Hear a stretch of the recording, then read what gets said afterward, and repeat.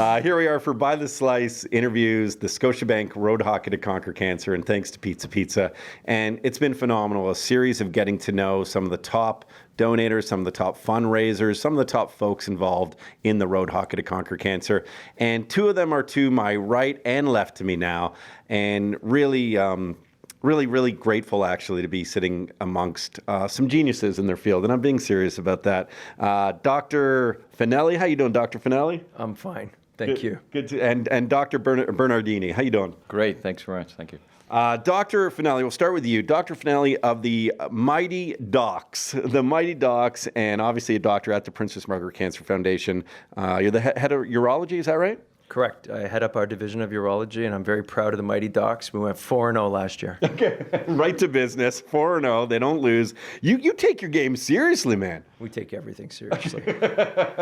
Absolutely. I mean, it's we'll get into the details of this, but we're very proud of this initiative. I think Marcus and I have been with it from the start, and it's an exciting opportunity for us to continue to grow it.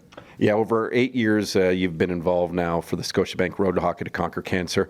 Let's talk about the fundraising first off. Your team's, I would imagine over hundreds of thousands of dollars now in that time.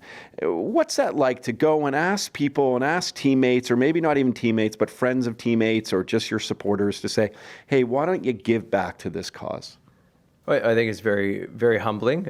We continue to go to the well, and every year I continue to be amazed by the generosity of friends, family, supporters, and really the goodwill that exists in our community.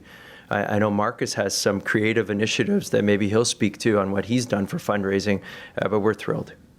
And congratulations on all those fundraising efforts. Is it a little harder to say no to a doctor at the Princess Margaret Cancer Foundation than it might be someone else? So it's interesting that you say that. It's always a fine line. On the one hand, we do want to ask, and we appreciate the support, but on the other, we would never want our patients or family to feel pressured. So it's whatever they can afford to give and whatever they feel comfortable giving. Yes, and there's no too little of a denomination. Exactly, that's the message. Whatever you're comfortable with, if you're able to, we appreciate it. Yeah, I often think, Dr. Bernardini, that if literally everyone gave $1, it sounds so silly, but if everyone gave $1, think how much that. I think there's over 1 million people in the city now. So, I mean, that would raise a lot of money. Yeah, and I think that's something that we've tried to do in our fundraising approach to it. So one of the things that Tony was talking about, we have events within events. So one of them is this bowling event that we've put together, and the idea is that each lane really then is responsible for donating, a few dollars kind of thing. So you sort of spread it out, as you're saying. And I think what people realize, or maybe they don't realize sometimes, is, as you say, $1 helps. So any little bit helps. But speaking to Tony's point, I think the community is extremely generous. I think the people understand today that to be at the front end of research and moving things forward that benefits us all, that this is one way of giving back. And I think overall people are very enthusiastic. I am surprised year after year, but certainly year after year, people continue to be very, very generous. And obviously we as end users of that generosity really appreciate it. You captain the Ovarian Blitzers, and can you tell us a little bit about your team, who's involved in your team, and the funds raised over the last 8 years? Yeah, so we have been involved right from the very beginning. I have a core few people who actually are not in the medical field. These were friends of mine. I told them what we were doing, and they were right in from the beginning and have been just really, really, really supportive. I think it was 3 years ago that we took the top spot as the highest team in terms of donations. We were very proud of that, and we've actually held on to that ever since. And I think the team is just invigorated. And over the years, there's that core people, and then you bring in some people, 2 or 3. And the one thing that always strikes me, it doesn't matter who it is. At the end of the day, every single person says, "Wow, what an amazing experience." Yeah, the whole day, and that's, again, we keep sort of reiterating this on the By the Slice interviews, but that whole day is, you forget you're out of hospitals, you forget that there's people who are going through very tragic events at that time. There's a real uplifting emotional aspect to the Road Hockey to Conquer Cancer, and maybe you can add a little bit of your thoughts to that, Marcus. I called you Marcus. It's easier to say than Dr. Bernardini. For sure, yeah. I mean, I think that's exactly what it is. I think from our perspective, our lives are so, dictated by the work that we do, the surgeries, the patients, and all those kind of things. And it takes us away from that for a day and adds a real human element to the whole thing. So it's everybody coming together from all walks of life, young people, older people. I mean, that's probably one of the greatest things about this event when you compare it to some of the other events at Princess Margaret. On average, younger participants. So it's really a younger crowd of people. And to see everyone coming together on that day is really inspiring. It's really inspiring, and it touches us at a level, I would say, beyond even just the day-to-day interaction. Yeah, Tony, I guess just to add to that, it must be sort of very rewarding for you as doctors to be able to kind of take off the uniform for a moment, put on a jersey, and just be a part of everything that's going on. It is an emotional day, and it's incredibly rewarding. So many people there, survivors, family, friends, supporters. Everyone's been touched by the disease.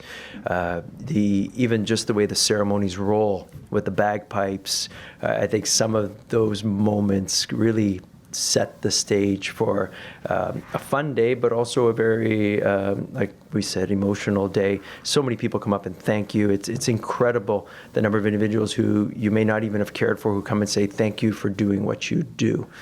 And, and for example, when I speak to students and they say, things look tough for doctors, would you choose this again, or would you be an oncologist again? It's a very easy answer. If I had to do it all again, I would do it the same way, because there aren't too many professions or careers where the vast majority of the individuals you interact with are so grateful.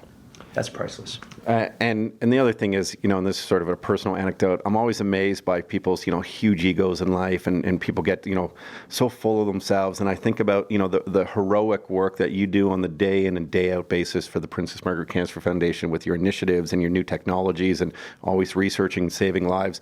And yet doctors, anyone I've ever met who's a doctor, the humblest of individuals. Yet, I think if I were you guys, I'd be walking around with big necklace. I'd be like, because no, you're giving back all the time. It's not just the one day a year that, I guess a lot of us participants who are philanthropic do, maybe a few a year, but you're doing it every single day. So just a big heartfelt thank you to both of you. I've had family members at the Princess Margaret Cancer Foundation, so thank you to both of you. Maybe Marcus, you wouldn't mind talking about some of the great new technologies that are going on at the Princess Margaret Cancer Foundation.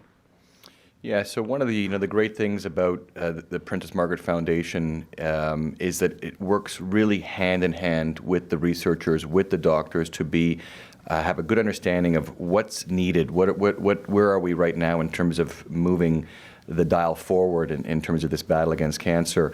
We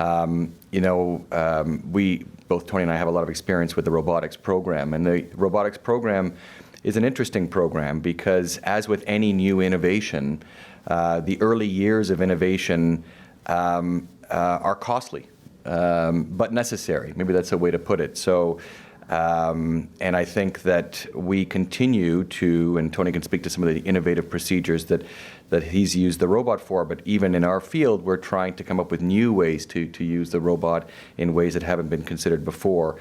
Other innovations in terms of immunotherapy, it's really big. Obviously, right now, you read about it everywhere.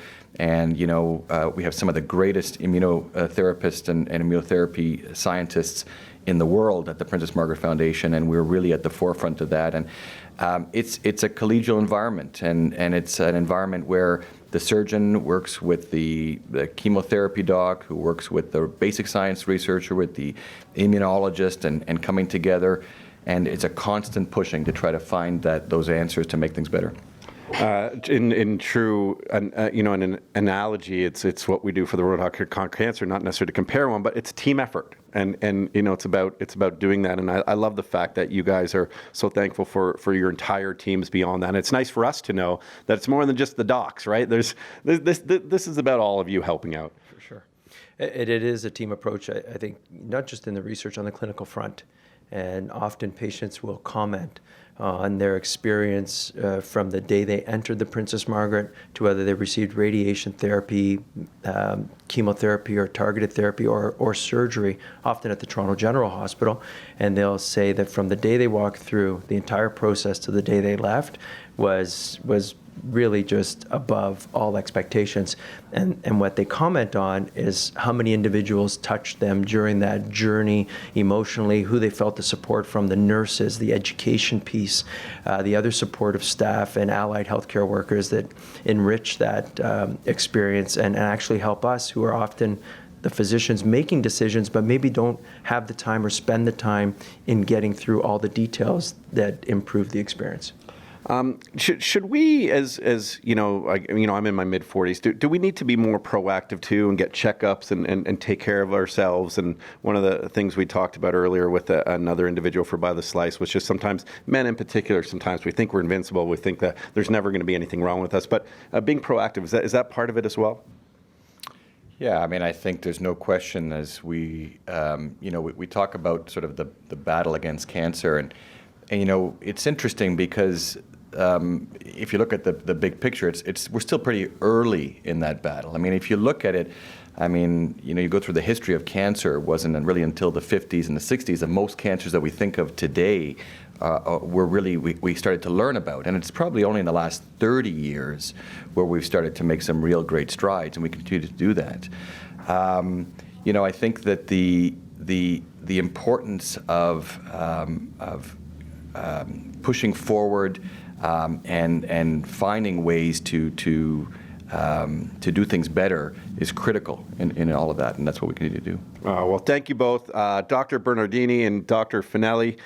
You're such gentlemen and such wonderful human beings. We're, again, extraordinarily grateful that you made time for us today. Hopefully we didn't take you away from our surgery or anything. But Todd, fantastic. Looking forward to a great event. Thank you very much. Maybe I can offer you a little slice of pizza. Always. Okay, thank you very much, and as well over here.